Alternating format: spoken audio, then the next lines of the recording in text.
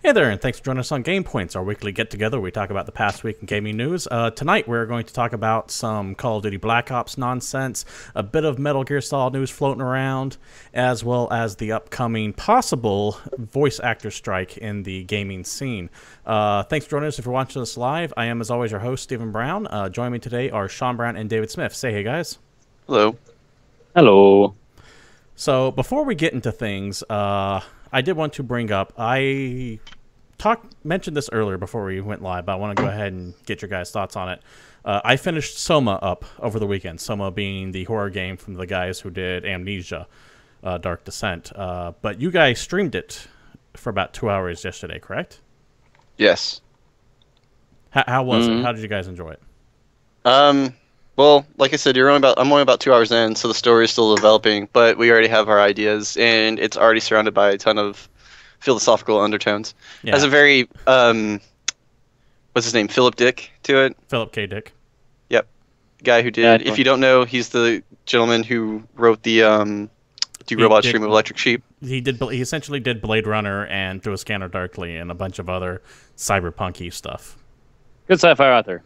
If you're bored, yeah, check it out. I don't want to really say anything to give it away because the game is relatively new. Don't give any spoilers or anything like that. The game is technically less. Yeah, I don't even want to spoil like the first 6 minutes of the game. And it's really hard to talk about without spoiling anything. Actually, I will say that it's really well put together because if you played Amnesia at all, that game did a really good job of drawing you in almost immediately. This game is definitely in the same vein because. It's also pretty graphical demanding for being a AAA title too. Like it's pretty like when you're out in the water, it's pretty. Yeah, it definitely is very graphic intensive as far as like the lighting goes and the I can't think of the words I was going to throw in here, but it does look a lot better than I thought it was going to. On a machine, it looks great. The install's 25 gigs, which was definitely unexpected. Amnesia wasn't that big of a game, so it's got a lot of stuff going on behind the scenes, I think. Just being a philosophy major and going to school for that shit, I really enjoyed the ethos, logos, and pathos like theme it has going on. I want to get more into this game when you guys finished up. I figured that'll be about another 2 weeks or so at the rate you're going. The game isn't that long. It took me, I want to say about 8 to 10 hours, maybe less than that to finish. It's 10 chapters, or 10 achievements, I should say, on Steam, so about roughly 10 chapters.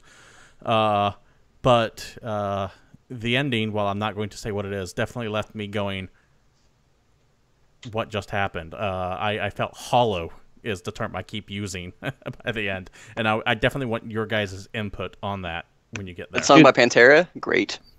That's how I felt at the end of Spec Ops The Line. Yeah, it's up there.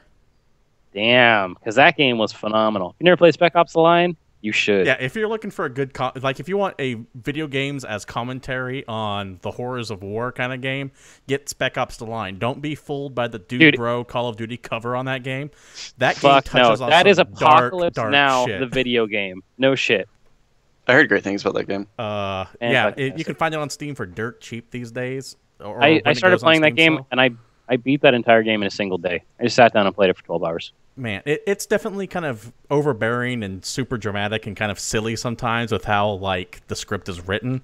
Payoff's totally worth it. But yeah, oh man, Spec Ops The Line is fantastic. But yeah, Soma, I dig it. I'm interested to see what you guys want to talk about. I just wanted to mention it real quick because it did come out last week.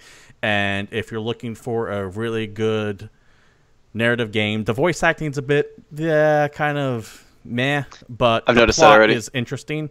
And definitely ask some questions. And the reason why I did want to go ahead and touch on the voice acting is that there's doings in the voice acting world for video games right now. And you might have seen on Twitter the hashtag Performance Matters.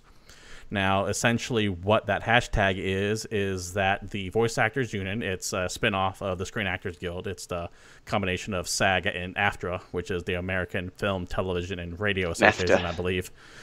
They're trying to renegotiate with the interactive media, their interactive media agreement, which they signed back in the mid-90s, mind you. So it's definitely out of date. Games were a total different thing at that point in time. Oh, yeah. Absolutely.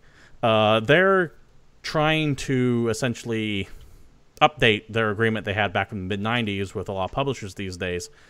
And it's not going too well, to the point to where several voice actors are currently voting on whether or not they should strike. And that could lead to issues.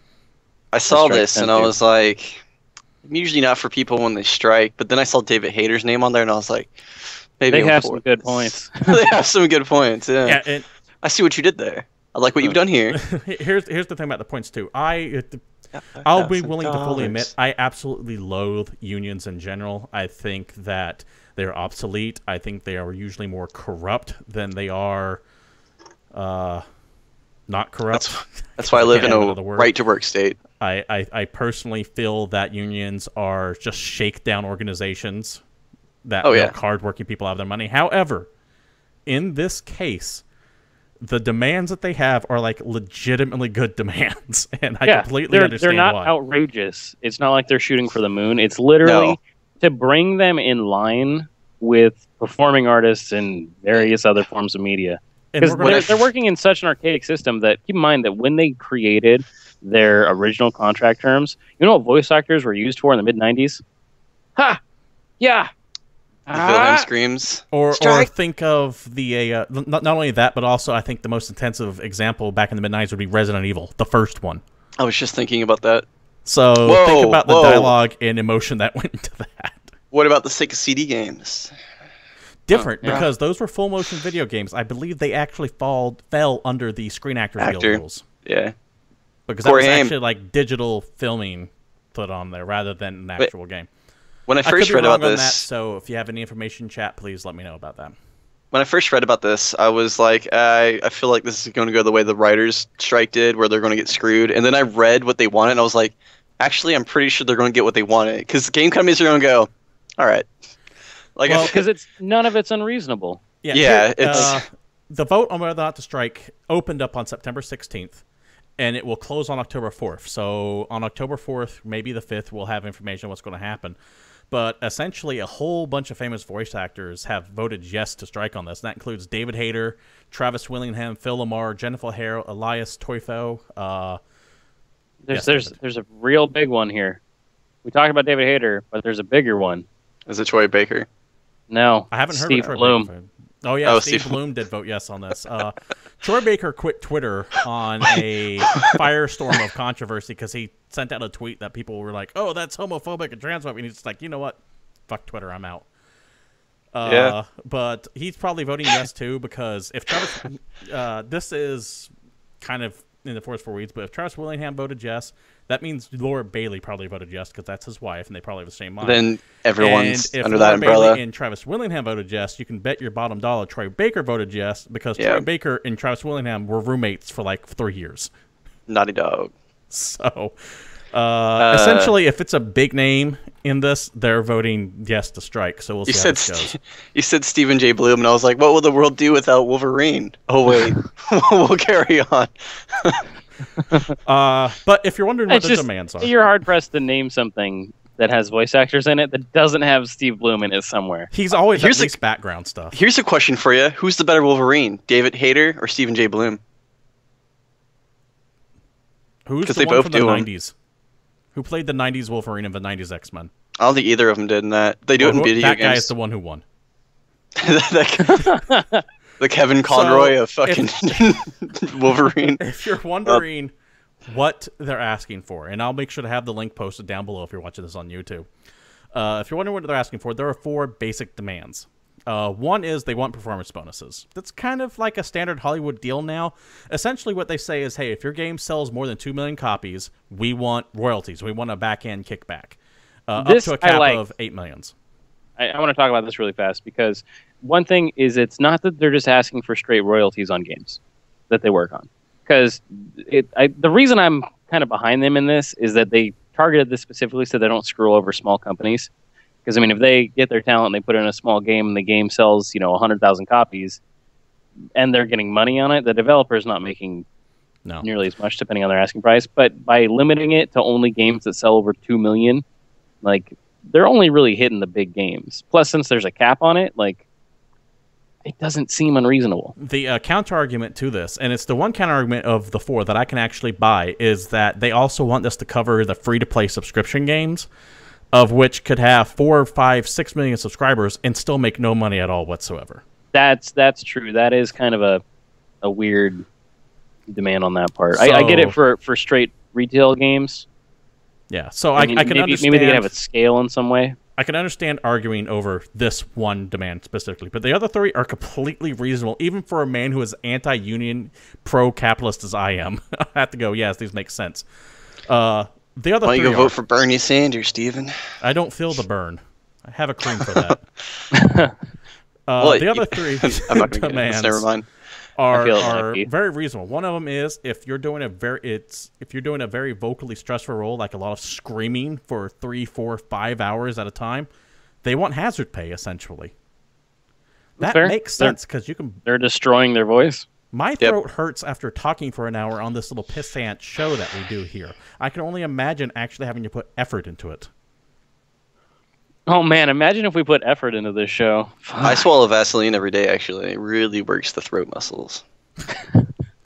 Another one which makes perfect sense to me is that they actually want a stunt coordinator on sets where they have to do dangerous stunts. You know, someone that knows how to do the shit and can help if something goes wrong, rather than just saying, we need you to juggle like 50 knives. Pussies. Well, and that's including the motion capture guys. Yeah, that's if the motion capture. Stop being pussies. Make America great. I'm surprised that's not there already, because if someone gets hurt on the set and they don't have one of those guys, I can't understand how they haven't been sued yet. Yeah. That bothers me. I don't get how that's not already thrown in there.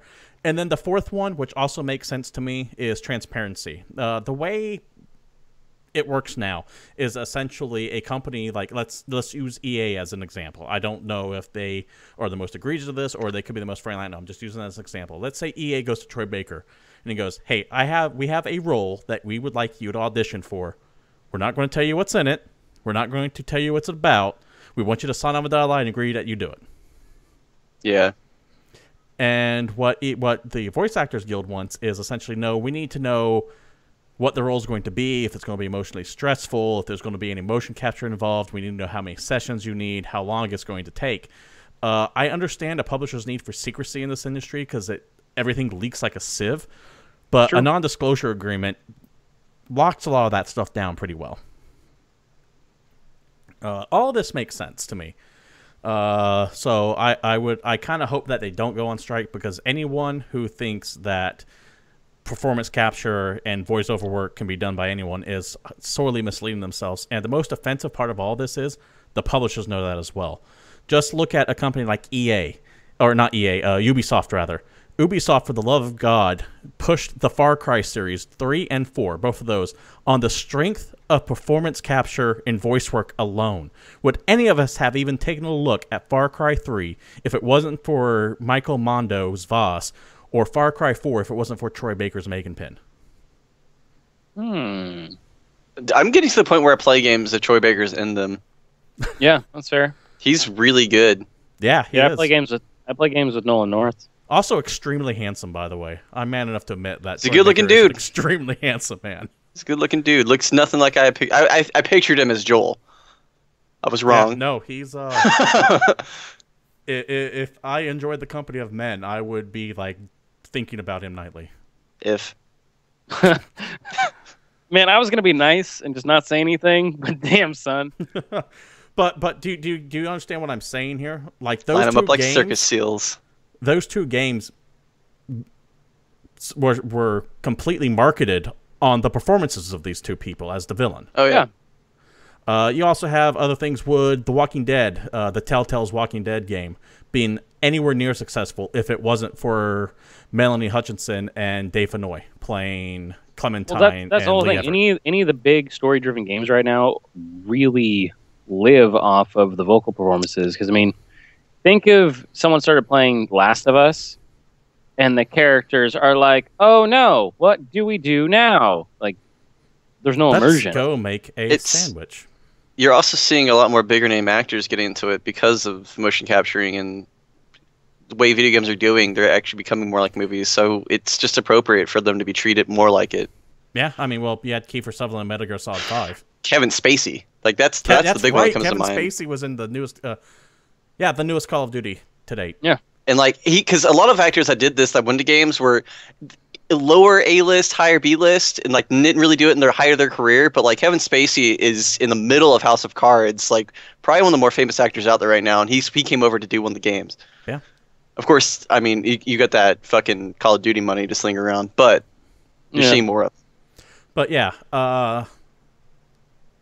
once again, to reiterate, I am normally against unions and the way they act. However, this is the one case where it's kind of like, yeah, I completely understand if you go on strike. Now, here is the question. Generally, a lot of gamers seem very supportive of the Performance Matters hashtag. Will that turn if their favorite games get delayed or just outright canceled because of a strike? Another thing I thought about this is kind of to that point was I was talking to someone earlier about this, and I was like, if I'm an up-and-coming voice actor right now, I want them to strike. I want the strike to happen so bad. Because I want to stab the shit out of you. Like, it's true. That's the people who are just coming up really want the strike to happen, like, kind of need it to happen to get their names out there. So, I mean, it benefits two different parties in two different dramatic ways. So... Well, back to my question though. Do you think that gamers will turn on these voice actors? I don't think it. I'm not going to say the majority of gamers. I will say majority of the gamers probably won't even know it because gamers these days are like it's a very loose title because you got Call of Duty and Madden so much now. I understand it's very nebulous these days. People like us though, like the people who are like more into it, I think will notice it to a certain point, especially on the bigger title. Like you can't replace Troy Baker in a game. Like we were just talking about him. Like I don't think Joel could be done by anyone else from Last of Us or anything like that. But there's still enough talent pool out there that probably won't turn over that I could still see it being fine. Now, someone in chat, named of Zufu, says that they doubt they'll cancel it, but just may find new actors. He also brings up the writers' TV strike a while back. Remember, what was it, 2008? When TV got shitty? 5. Yeah. 5 led to the birth of reality TV, as well as ruining several shows. Remember Heroes? Remember how Heroes used to be good and then I like how we just all jumped on that one. That's season 2 was because the Writers Guild. Battlestar Galactica, same thing. Yep. First 2 seasons were great. Season 3 came along and it was like, what the fuck is this? Lots of shit died, lost steam. Just things went bad. So good point, Zufu. To relate that to games, you might see a bunch of indie games come up. You might see more focus on mobile games, more focus on AAA games would just be pushed back. Yeah. The big narrative stuff might go by the wayside because this. I think we all generally support these demands, but let's face it, it is going to add to the cost of making games. A industry that's already kind of getting bloated to the point to where you can sell 5 million copies of Tomb Raider and still not be considered a success. I will say this though, comparing it to major TV and major movies is getting a little bit a farther stretch when it comes to like pulling of actors and writers, mainly because writers and actors completely different thing. With writers, you're scrapping the entire project. Like imagine the writers strike on like say Uncharted, that would fuck that game over. Actors on it, kind of a different point, so you're not going to get like that reality TV effect. Because Nolan North is so synonymous with Nathan Drake these days. I'm can't just really recast that. But I'm just using a big title. I see what you're saying though. It's like always change Grunty McProtagonist into someone else. It's like losing your band's lead singer or losing your band's guitar player. You're going to notice a difference, but the singer's way more important to the band than the guitar player is usually. So like the writer is the singer, the lead actor is the lead guitar player. Like you're going to notice some differences, but when the singer leaves, you're going to notice a huge difference. Stone Temple Pilots, you suck now. Yeah. Like that's what I see it as. Them at Berkeley when they were together for that quick live tour before Scott Weiland blew himself up again. I saw their last time they were good, and I'm fine with that. Incorrect. Dude, I saw him and he remembered all of the words. Yeah. On a sad tangent, they actually broke him in 2012. So you saw him the second last time before they were good. Oh, fair enough. Yeah. But yeah, so this is going to be very interesting. It's going to be... I can't think of a time ever that a union strike has ever been proposed in video games before. So it's going to be very interesting to see what happens come October... Was it 4th. 6th? October 4th, It'll be Sunday. when the vote closes and gets tallied up. So by Monday, we'll probably be talking about what the results of that were. If they passed it, the whole show will probably be devoted to it. If it failed, then we're not ever going to mention it again. But I'll mention it. other things did happen last week, and we do have to move on. And one of them was that, speaking of voice actresses, the woman that portrayed Anya in Wolfenstein: The New Order, her name is Alicia Bacadella-Kuris, I believe. She's of Polish descent. Said on a live Polish broadcast through the TNV, which is one of their networks down there. By the way, this article came via Game Pressure. If you want credit where that's at, the link will be below on the YouTube channel. Essentially, she said that there is a new Wolfenstein: The New Order sequel coming, and not to expect it until at least 2017, if not later. That's a good way to keep things under wraps. I like the part where she totally didn't leak a bunch of shit to the press. Well, this goes back to the fourth demand of the voice actors, where they said transparency. I feel like I can understand why they might be a little, publishers might be a little reluctant to go, yeah, we're going to tell you everything that's coming. Wolfenstein's a successful version. I'm not comparing the games. I'm saying just the way they're released. Wolfenstein's like a successful version of Duke Nukem. You forget about it, and then out of nowhere, like another Wolfenstein game will come out. Here's the thing about or like the New it's Order, brought up though. again. The New Order, I bought the when they announced it, I was like, oh, cool, alternate history set in the 60s where the Nazis won. I'm totally down for that alternate history stuff. But I didn't think it was going to be all that great narrative. I thought it was just going to be a mindless shooter. However, I picked it up. That game had one of the most compelling stories I played that year. Yeah, I heard the game was great. Back to the Spec Ops stuff. It's like, damn, this is more than just a generic bro shooter. There's actually some fucking entertaining plot here, especially with like the Resistance members. And of special note, handled, still to this date, one of the best sexual relationships in a video game I've seen. Like, it wasn't tacky, it wasn't cheesy, it didn't feel like a reward for picking the right dialogue. It's like, yep, these are two people legitimately hooking up in the middle of a horrible, horrible thing, and it's handled very, very well. Sometimes you just gotta fuck in the middle of 1960s Nazi Germany. What do you think, David? I see you're answering chat there. Oh, yeah, well, it's just... That game's awesome. I get that. But I haven't actually gotten into it as much as I wanted to, but I remember just watching all of the trailers and just getting totally engrossed on that. Because in the... Is it New Order or the... What was the first Wolfenstein of the new ones? They came out where it had the train scene. Well, the one with the train scene, the Quentin Tarantino-esque train scene, that's the New Order. Yeah. Okay, that was the New Order. And then there was an expansion, I believe. Just watching that clip, and I was like, this is amazing. Like, the story just drew me in immediately, and I couldn't look away from it. I just got so excited about it. So I like the fact that these games have gotten popular at all, just in the fact that, hey, we brought back a pretty much dead franchise. And did it well. I will say this, Zufo, sorry about that. Zufo says, their games are getting announced too early, look at PT. That's not the exact quote. But, however, I will say this about PT. PT was actually going to be nothing like Silent Hills. It was just a teaser of what the engine looked like, what they were going to do with it, the kind of graphics they were going to use, what kind of psychological horror they were going to use. And Hideo Kojima is kind of famous for that. He's done that. Like, he kind of does these teaser things with all of his games. So that instance that you picked out, I think, isn't the best. But I will agree with you in a lot of certain senses. Anyways, back on topic. The quote from a Miss Bacadella-Kuris was essentially, yes, I'm working on a computer game. I already did the first part, and now we're working on the second one. It will take roughly 2 years. She's only done one computer game, as far as I can tell, and that's the New Order. So there you go. That's what people are running with. Unless she's credited with something else somewhere else, expect a New Order sequel sometime soon. Now, we did mention PT and Kojima real quickly. We can't go a week without bringing up the topic of Konami, and we have a little bit more Konami information. One is that there are no plans for any story DLC at all.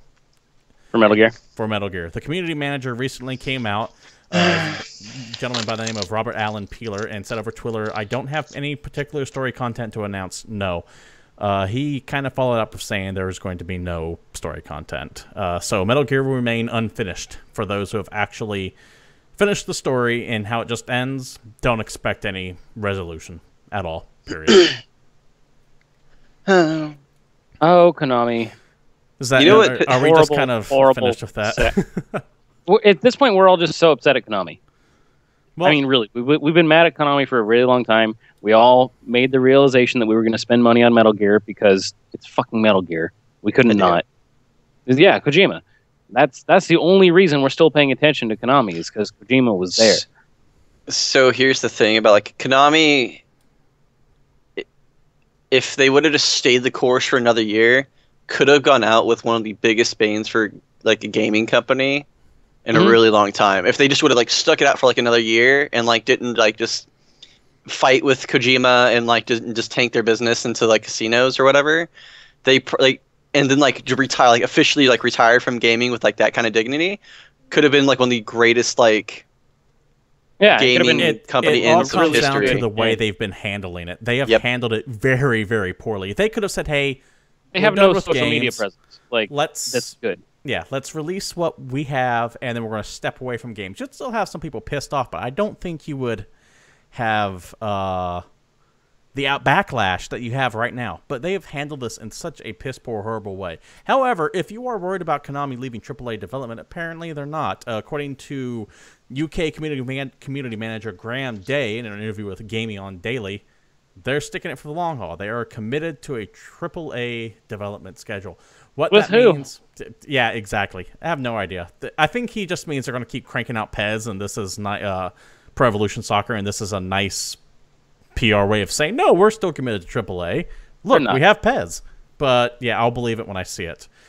All they're going to do is completely waste the Fox engine and slowly sink into quicksand while flipping off people in front of them. Homer Simpson style. I'm not too worried about the Fox engine because Kojima created it. Kojima can create another one type of thing. And I'm sure he'll get the director for it left too. Investment costs, though. Yeah.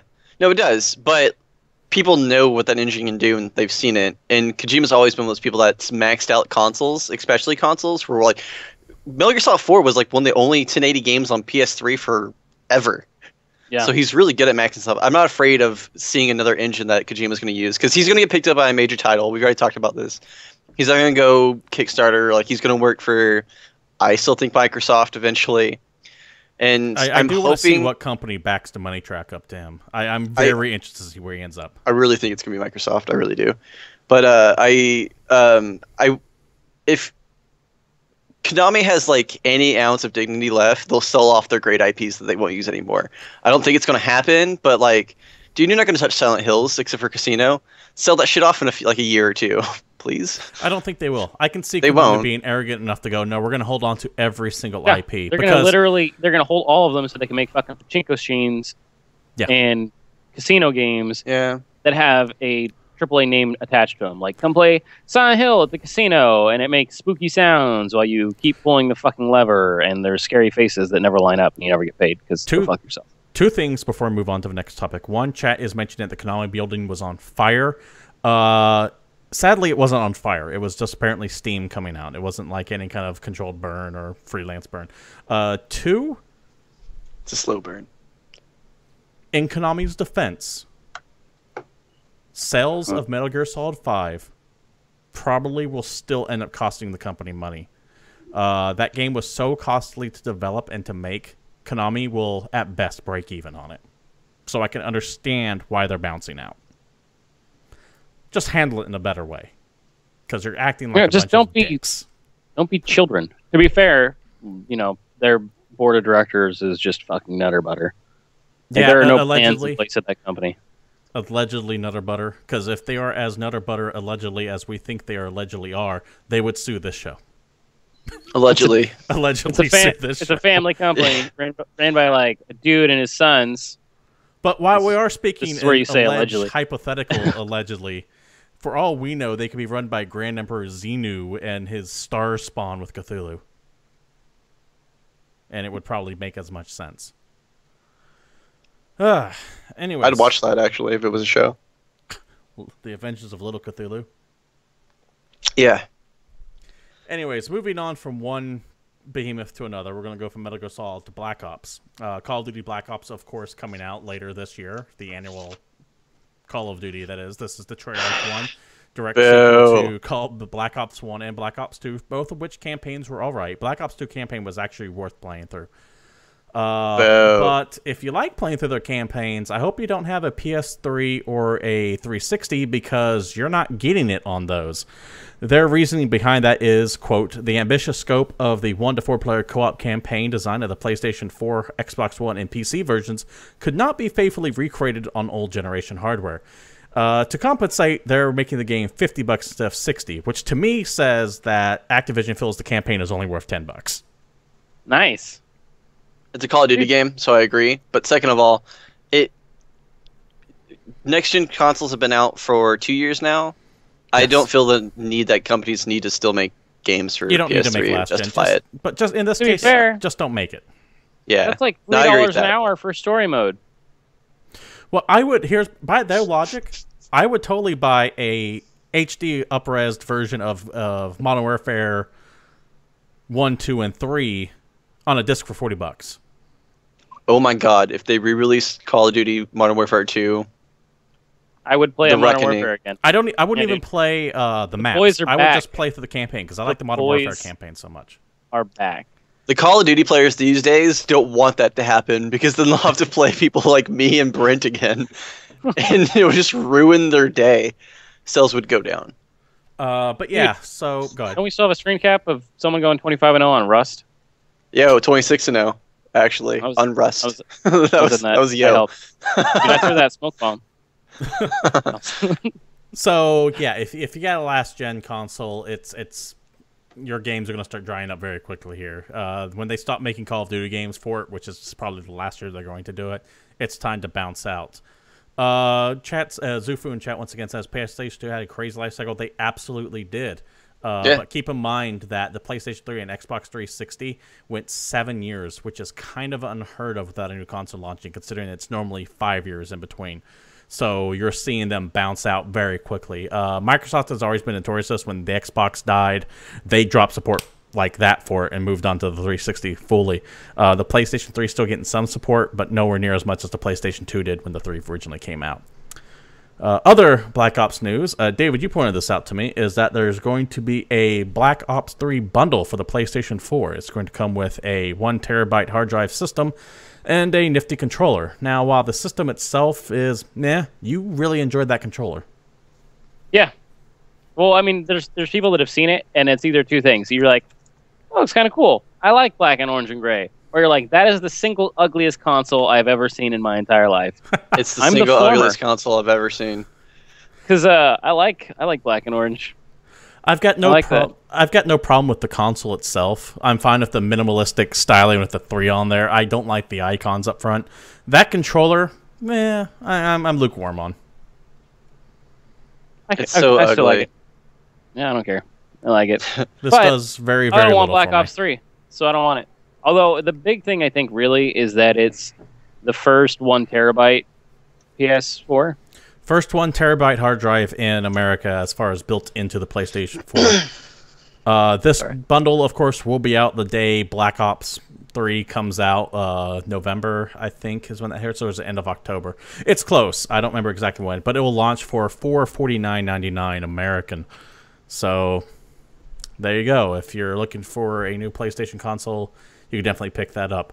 However, we don't know if that price will drop because I'm personally expecting an announcement from Sony that the consoles, that the PS4s will drop in price by about $50 at the Paris Game Week, which we talked about last week. That's my prediction right now. The Japanese one's getting cheaper. Why wouldn't ours? Yeah, and I'm not the only one that thinks that. Phil Spencer, head of Xbox, more or less came out and said, yeah, I fully expect them to do it. It'll match what they have coming up. The head of Xbox thinks it's going to go down.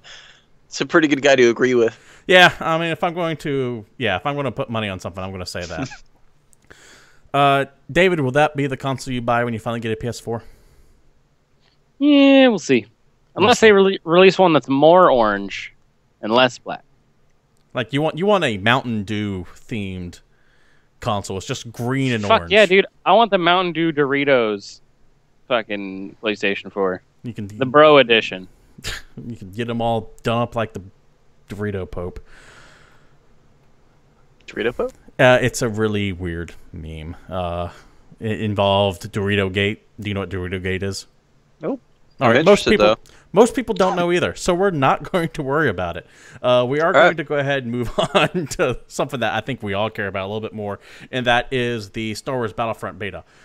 We talked about it last week. We mentioned that it was going to be open for everyone. It's not going to be a closed beta at all anymore, but we didn't have a date. We have a date now. It's going to come October 8th and run till the 12th for PS4, PCs, and Xbox One. Xbone. Let me say that real quick. It's like you guys Xbone. Well, yeah, I'm in it. Battlefield? I'm in it to win it. Yeah. Battlefront. I don't care. Star Wars. Actually, I'm usually, you know what's funny is actually usually I'm the one that gets it right, both fucked it up and Sean everyone got it right. else does it. Yeah. Like I'm usually the one that doesn't fuck it up. We had a meeting before the show. We're like, okay, we're gonna say Battlefront a bunch of times. Oh, so that'll fuck them up. See, yeah. See, you did it right this time, and I was like, they're always wrong. I had to correct him real quick. Yeah. I have a Star Wars Woody right now. I'm looking. There's no blood in my brain to think about it. It's going to come with 3 modes. With the I can't talk all of a sudden. The Walker Assault on Off, which you're seeing right now. It's supposed to be a 40-player map, so 20 on 20.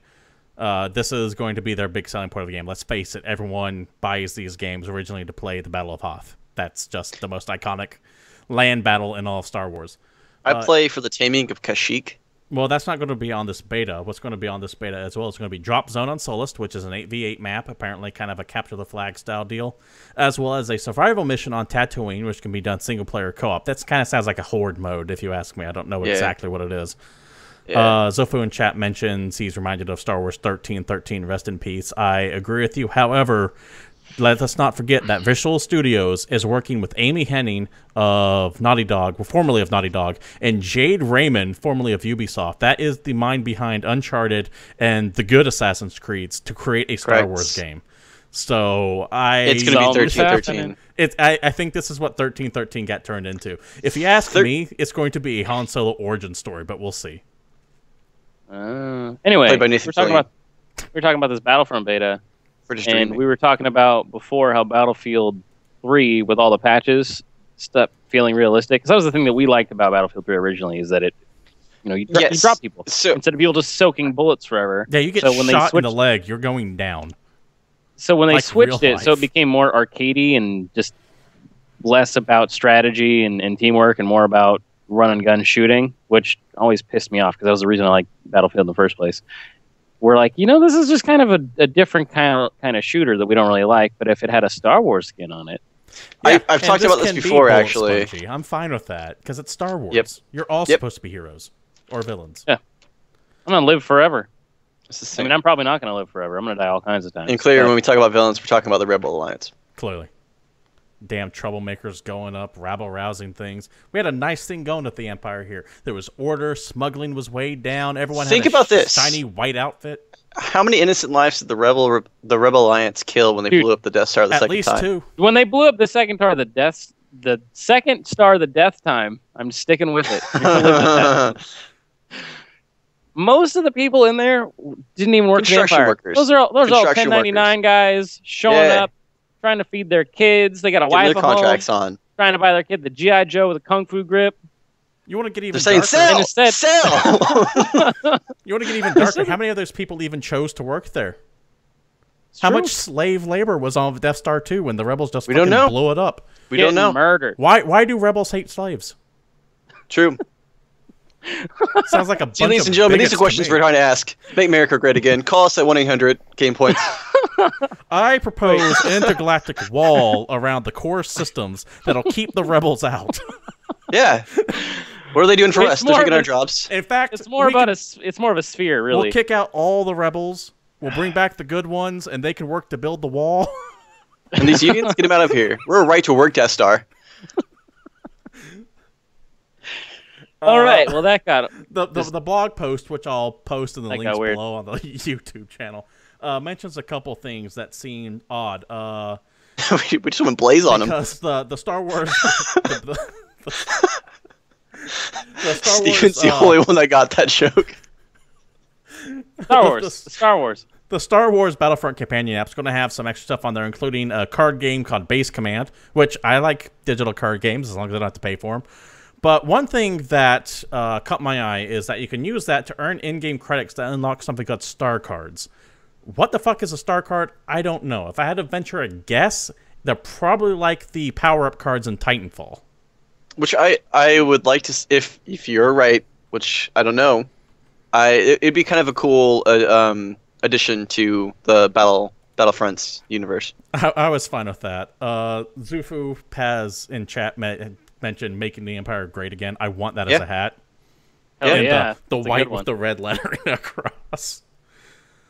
But yeah, Battlefront beta. Unfortunately, it's going to be a weekend where my buddies is going on a bar crawl, so I might not be able to play it. But I'll be getting on PC. I know, I'm very upset that the timing of that happened. So, okay, we don't need to care about that guy, but if you want to play Battlefront with me and Sean, just hit us up, because we'll probably be streaming and drinking and doing that for the whole weekend. It'll all be on Origin, by the way, if we do that. I'm assuming we're all PC people for this. Okay, actually, so when I said that we're both going to be playing it, we're going to be playing it separately, because last I checked, Origin's friend list don't work for shit unless we make 3 different accounts, and the account names happen to like each other. Then we can have a friends list. Then we can play games together. We'll see how that goes when that comes. Maybe it'll happen. We'll just queue at the same time. See, that's how we'll do it. Queue snipe each other. That's how we roll. So with the Black Ops 3, tie it back to the previous topic, on PlayStation do not have any campaign. Star Wars Battlefront not having a campaign. There was one more game that recently came out and said we're not going to have a campaign, and that is Rainbow Six Siege, which means to me officially I'm done with Rainbow Six Siege because I have no interest in multiplayer on it. I don't know if you guys have seen that. I know the beta's live right now, or is about to come live. So the thing about me was, if I was ever playing this game, it was only going to be with friends in the first place, so it doesn't really affect me that much. But it's kind of a dumb decision. Yeah, well, because I mean, Rainbow Six. Let's just cut this down. Rainbow Six is a Tom Clancy franchise. Yeah, to me that means which is a game about good military stories. Yeah, yeah, and just ditching that entire aspect of that game seems like a poor decision. It could be that they have nothing good to put down, and they don't have time for it or whatever. But it goes back to remember when Titanfall came out? You know what we didn't want to do? Spend $60 on Titanfall with just multiplayer. Let's go back to Evolve. Remember when Evolve came out? You know what the fuck we didn't want to do? Spend $60 on Evolve. There's no campaign there. You're just playing for a multiplayer content, and it just doesn't make sense. Here's the thing about all this, though. If we are to believe what the publishers say, we are in the minority.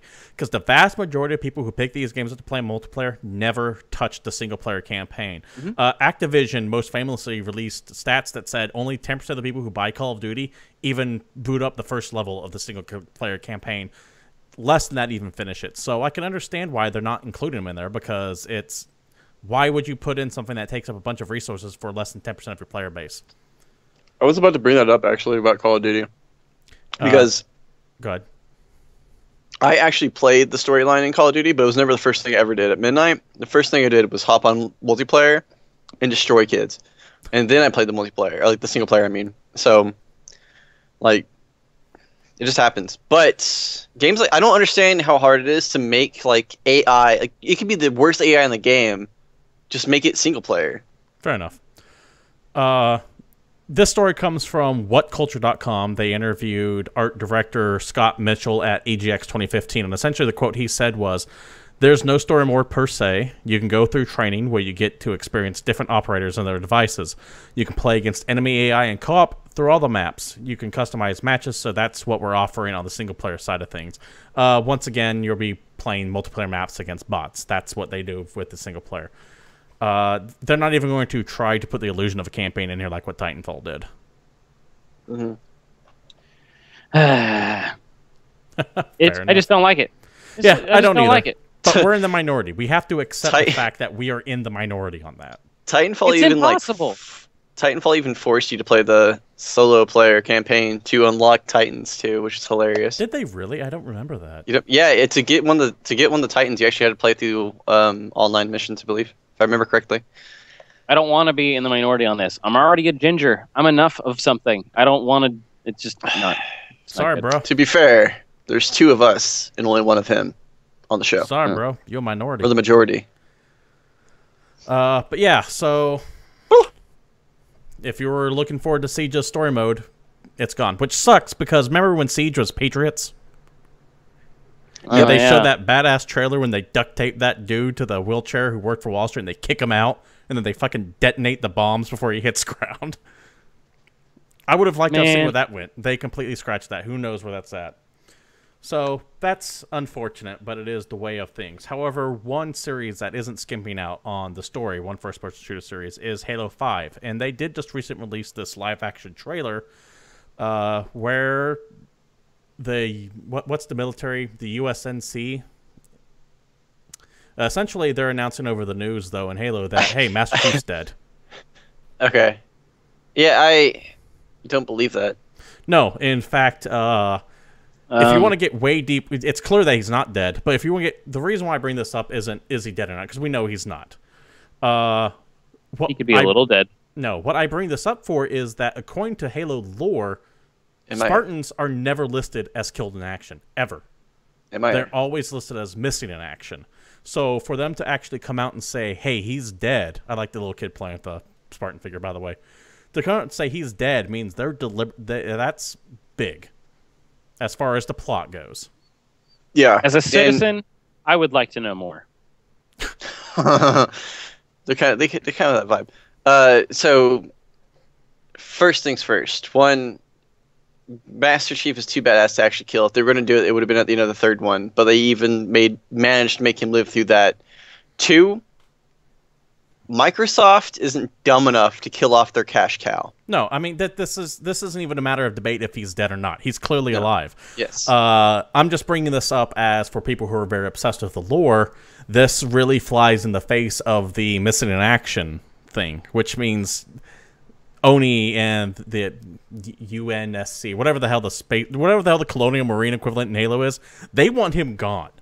So that just further highlights that break between Master Chief and his squad, which I think is Blue Team, and the rest of the military. So I'm very interested to see how that's going to happen in Guardians. It's kind of funny because what's happening in this game happened to the Covenant in Game 3, where like the Covenant actually split. And now you're seeing it the same thing, because the Elite split off the Covenant and then helped the humans, and now you're seeing the old Spartan, or like John's team, get exiled and becoming their own thing. So it's like reverse roles here. The bad guys of the series are definitely shaping up away from the Covenant and more onto Oni.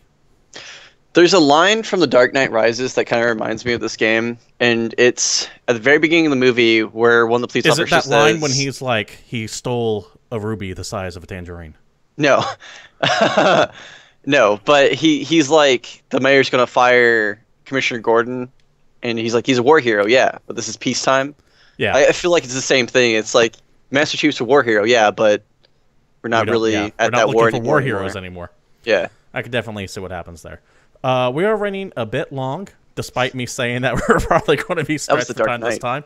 So, David, Oculus Rift had a big keynote speech going over the weekend. So why don't you go ahead and break down? Well, I can shorten this up a little bit. Basically, they had a keynote. One thing was kind of funny. This is from VentureBeat, by the way. If you want to go look at the article, I'll have that posted in the links. Team Beat, Tiger Beat. Okay. Sorry, I just want to give credit where credit's due. During the very first thing they said is that people shouldn't get too excited about their keynote, and then they went on to talk about a bunch of cool stuff. The first thing we're talking about is that the Samsung Gear VR, $99. So, kind of a cool thing. I just don't buy that at all. That reminds me of those boxes that you used to make in grade school where you cut the dot out to look at the eclipse. Dude, all I know is it's going to be at least as cool as a Virtual Boy, and that was dope. Oh, boy, that was such a success for Nintendo, too. Yep.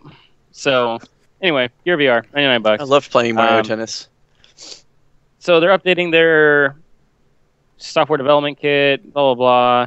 They have an Oculus Arcade coming out, which I actually think looks awesome. Basically, you throw the Oculus on, and you're in more or less an arcade. Like, hey, look, let's go play some arcade games. And from your perspective, you're standing at an old-school coin-out machine playing arcade games. And that's a cool Even idea. though it's a little gimmicky, I think that actually sounds awesome. I mean, that's sitting pretty there, fucking sweet, bro. I absolutely Dude, I want to cool just walk into an arcade, and then I'm walking up to like a Galaga machine, and then I just hear Separate Ways blasting on the stereo. Here's the thing. I actually live... You're playing Tron? I live 5 minutes away from an actual kick-ass arcade called High Scores out here in Alameda. And it's exactly what you think. The building itself is small, but you walk in there, and they'll have like 80s music blaring. $5 for unlimited play. That's what I want. They had a trailer for a bunch of new Rift games also. Or what's up? Are we all in agreement that the HoloLens is probably going to be the best VR?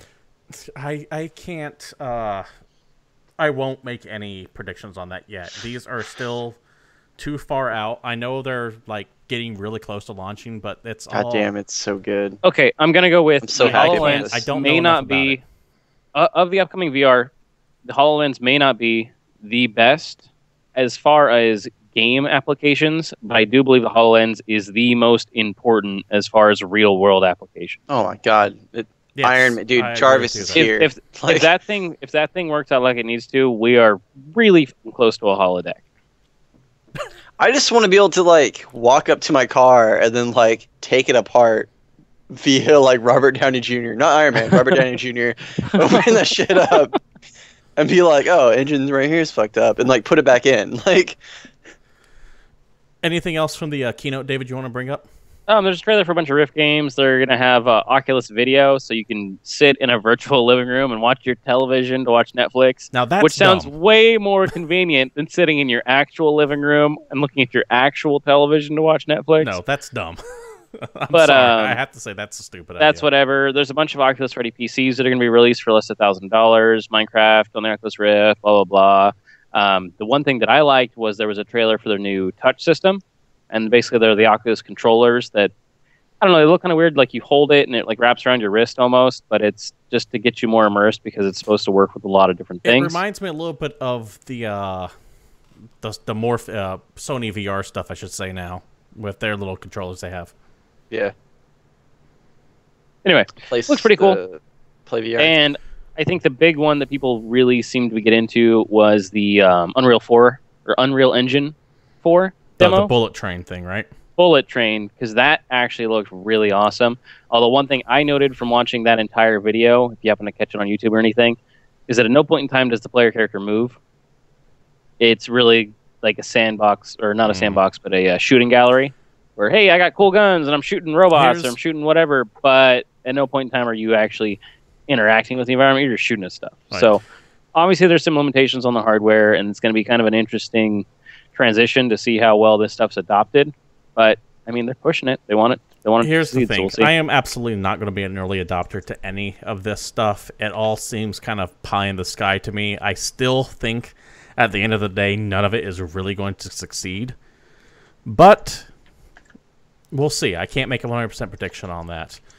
I think that wraps it up for news of the week. Let's go ahead and get down to some new releases. Nothing too major as far as we're concerned, but we do have a couple big titles for people out there. First one, Might and Magic Heroes 7 on the PC. This is the 7th installment of, well, the strategy game that is on Might PC. and Magic Heroes? Yeah. If you like 5 and 6, I'm told 7 is just like that, so knock yourself out. Also out this week is NBA 2K16 and NBA Live 16 on PlayStation 4, Xbox One, and for 2K16 PCs as well. Basketball franchise of a 2K series is always the superior one, and this seems to be true in this case as well. Pick it up if you like the basketball stuff. I could care less about it. Also rounding out this week, Tony Hawk's Pro Skater 5. Remember that game being announced? We covered it on GamePoints, how the caterer fucking leaked it.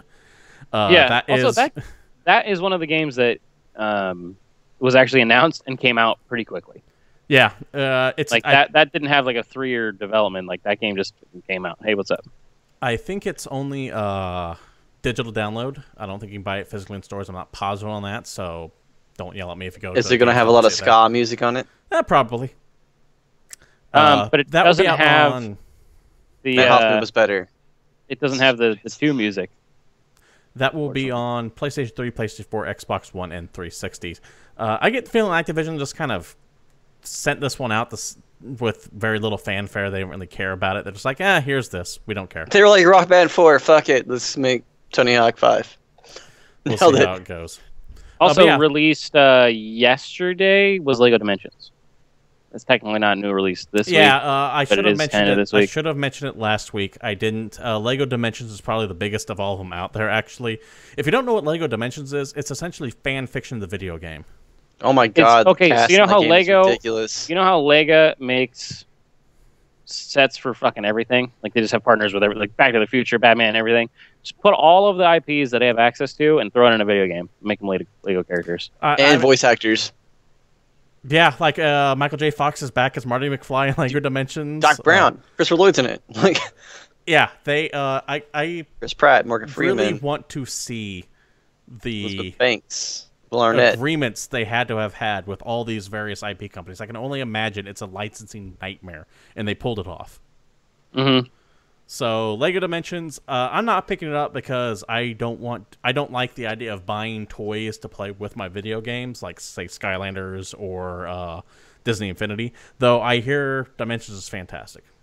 Yeah, should be pretty exciting. So if you're looking for it, pick that up. I would say that's probably the pick of the week so far. But yeah, that does it for new releases. A relatively slow week. That will change soon. Esports stuff now as we wrap up the show here. First of all, David, you found this article through Engadget.com about how Counter-Strike Go is going to be aired on TBS. Yeah, so it kind of an interesting thing because obviously esports on TV is not a brand new thing. It's new-ish. I mean, there's been a few different things that have popped up. Does StarCraft Heroes of the Storm every now and then on the Oat Show? Yeah. Heroes of the Storm was on ESPN. People got all fucking pissed about it. It was this whole big thing. But they're actually going to have like a deal, basically, because it's basic cable. You know, it's TBS, and they're going to be showing Counter-Strike Global Offensive matches, and it's actually going to be a series where they're going to show the whole dang tournament. Like it's like watching any other sport. Yeah, it's going to air Friday nights. Yep. They signed certain teams to it too that can get aired. I know Renegades is one of them, so. Renegades has a League of Legends team as well, so I know there's certain teams they signed to the TV contract as well. It'll be definitely interesting to see how this goes. I think we're about 5 years away from seeing major sporting events on the big networks: ABC, NBC, Fox. If you ask me, you'll probably see it on the CW first. Just that seems to be something that they would pick up and show. But we're really close to seeing. Anyway, you can't do that because I almost always finished up with the second half of that. Yeah. I'm waiting for it, dude. That's why I keep doing it. Days, we're gonna get an angry letter. But yeah, just one more also, step to esports actually becoming... sorry to cut you off, but Resonance is right. MLG Halo 2 was on TNT. I don't remember that. Back in the Disney. Okay. But yeah, 20-week deal. It's nothing major, but that's half a year. Hey, it's something. And if you like Counter-Strike matches, it's definitely something to look at. We'll definitely see how that goes. There's been some really cool pro play in Counter-Strike recently, if you haven't been watching it. Even if you don't like Counter-Strike anymore. I mean, I haven't played Counter-Strike since 1.7. Was that the patch? Yes. That's the newest. MOBAs is going to set the future for esports viewing because it's going to be the most visually pleasing and the most... It's the most like a sport of any people can wrap their heads around it a little bit better. It's most identifiable. Yes. Yeah, it should be interesting, especially if you're a Counter-Strike guy, or even if you're not, it might be cool. I just like that prospect. I like the idea of this stuff getting into a more major media because, hey, maybe someone turns it on. Maybe somebody, anybody, if one person flips on TBS and they're like, people playing video games. This is actually kind of cool. Well, here's the thing that I may have talked about this before. I can't remember, though. But last year Worlds for League of Legends. And while you're bringing this up, why don't you go ahead and bring us on home with the stuff that happened? I will. Absolutely. So last year's League of Legends match at Worlds was the 26th most viewed sporting event on television or on internet. Period. The 24 ahead of it, out of 27 ahead of it, it was 28th. 24 out of 27 ahead of it were NFL games. 2 ahead of it were NBA Finals championship games, and 1 of it was a World Series game. Yeah, that's insane to think about. Yeah, it pulls in a lot of eyeballs, and we're just waiting for someone to find a way to properly make money off it through advertising. It's because internationally it's huge, but just like soccer to the United States, the rest of the world appreciates it more because you have it in Southeast Asia and China and stuff like that. So it does get a ton of viewers from those regions, but eventually it's going to catch up to us too. Speaking of Worlds, we have matches starting this week on Thursday, October 1st. 10 a.m. Eastern, 7 a.m. Pacific. The first game, Fnatic versus IG. This is going to be probably the most bloody game of the day. If you're playing Fantasy League of Legends, if you're doing the day one groups, you want most of your players from this game because this game's probably going to go the longest and have the most kills in it. So you're going to get a lot of points in this game. IG's 3rd seed out of China, Fnatic's 1 seed out of Europe. I love the fact that Cacao is in this tournament. He's probably the best jungler in this tournament, hands down. So I expect him to do well in the series. Reignover's not that great for Fnatic, so I think Cacao could really turn the tide here. I have Invictus Gaming winning this game. The second match is Cloud9 versus AHQ Esports Club. Cloud9, of course, being the 3rd seed from North America, AHQ being the 1 seed out of Southeast Asia. Cloud9, the planets aligned for them to get to Worlds, and I expect AHQ to beat them. Their mid laner Westor is really good, and their top laner Ziv, super underappreciated. He's going to probably move to China next year because how good he is. They're going to buy him out. I really think that's going to happen. This meta is top lane heavy, so I expect Ziv and Westor just to carry them through this game very easily. So I have HQ winning that game. Game after that, SK Telecom versus H2K. Here's the storyline about this game. So this is Faker in the mid lane versus Ryu in the mid lane. The last time they played each other was 2013, in a big tournament, I should say. It was 2013 when Faker killed him as Zed versus Zed in the mirror matchup. So, there's a really good storyline here. I'm going to appreciate it. HUK is going to get their shit wrecked because SKT is just so much better. But that mid lane is going to be really fun to watch. Game after that is going to be Edward Gaming versus Bangkok Titans. Bangkok Titans is pretty much the 16th seed. Edward Gaming is probably the second best team in the tournament. So this is going to be a stomp. Deft, the AD carry for EDG, is probably going to go off and have like 40 kills. So EDG is going to win that one pretty easily. Game after that's really interesting. It's CLG versus Yoe Flash Wolves. CLG being the number 1 seed for North America. Flash Wolves being the number 2 seed from Southeast Asia. So Flash Wolves has a terrible top laner in Stake and a top lane meta. So CLG can actually probably win this game because Zion Spartan's actually very good and he's kind of the hidden carry of this team. Doublelift gets most of the attention from analysts and people watching. But Zion Spartan's definitely probably the most mechanically skilled player on this team. So I actually have CLG winning this game, but it could go really either way. I think it's going to be the closest match of the day. And the day ends with Pain Gaming from Brazil versus Q Tigers from Korea. Number 2 seed from Korea, number 1 seed from the International Wildcard. Pain Gaming's from the Brazil region in general is getting a lot better. They have infrastructure that's building around them. They're getting coaches. They're getting imports from Korea. A lot is building around them. And Pain Gaming's on a 10-game win streak, even through playoffs. So I feel like this game is going to be a little bit closer than a lot of people give it credit for. And I think Brazil as a region is really starting to show up, and I think they're going to be next year Worlds. I think they're going to have a guaranteed slot. I don't think they'll be an international wildcard anymore because they're getting so good.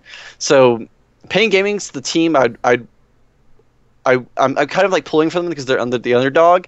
I don't think they'll make it out of groups, but I think it'll be fun to watch. They won a game last year, which is a massive improvement for international wildcards. They beat Alliance last year. So I kind of want to just laugh at that sentence there, but I know what you mean. Yeah, hey, they won a game last year. That sounds just kind of fucking ridiculous. It's a big deal. Consider what you're going up against. Mm-hmm. It'd be like any other country beating America at actual football. No football. I was thinking because basketball's done in the Olympics, so that's what I was thinking. That's why I said football. Like it's a bigger deal.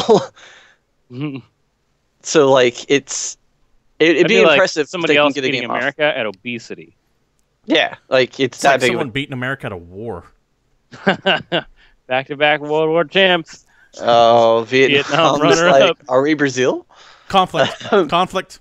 That's true. Conflict. True. Korea was close. Declare war. That's true. Technicalities. Anyway, the best kind of right.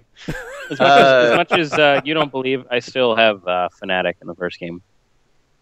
Still pulling. I honestly think that group. So that group in particular is. I'll go down over this group real quick. It's Fnatic, Invictus Gaming, AHQ, Cloud9. There could be a three-way tie in this group between Fnatic, Invictus Gaming, AHQ. I really think Invictus Gaming get handled if that happens? What happens if there's a three-way tie is they play however many more games. Like they just make basically another pool play. Yeah, okay. Just with those. It happened last year, actually. So they would kind of have to Rochambeau it to where everyone plays both the other teams and whoever comes out on top of those 6 matches? Pretty much. Correct. 1, 2, 3. Yeah, something like that. So that's how they do it, though. Okay. And if there's a tiebreaker there, they go to another tiebreaker match. So none of this ending in a tie bullshit. No. Which in other tournaments they go by time. At Worlds they do not. They go by performance only. As it should be. Yeah. So Rule number 3: matches will go on as long as they need to. Correct. 2 men enter, 1 man leaves. 2 men enter. Actually, since it's Invictus Gaming's first time at Worlds, they have to fight. I smiled. So there's that. Break a deal, face the wheel. Also, who runs Group B? Invictus Gaming runs Group B. I was about to say on TNT. Thank you. I needed something, man. So yeah, the first match is probably gonna be the most fun match to watch all day. Edward Gaming versus Bangkok Titans is gonna be the worst match to watch all day unless you really like violent. If you go to NASCAR to watch the cars wreck, ADG versus Bangkok Titans is if you enjoyed last week's 40-7 blowout San Francisco game. 47-7, motherfucker. Was it 47? Last time I checked, it was 40-7, not 47-7. It was 47-7. Oh, it's gonna be a long season for you. 1-2 tied with Seattle. That's all that matters.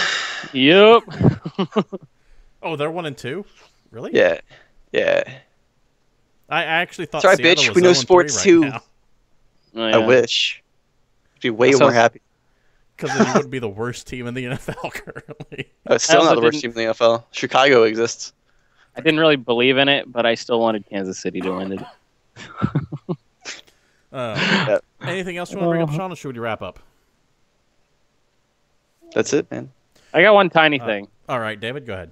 I just want to talk about this fact. So, if you guys like mobile gaming on the go, and by on the go, I don't mean portable gaming, but laptops.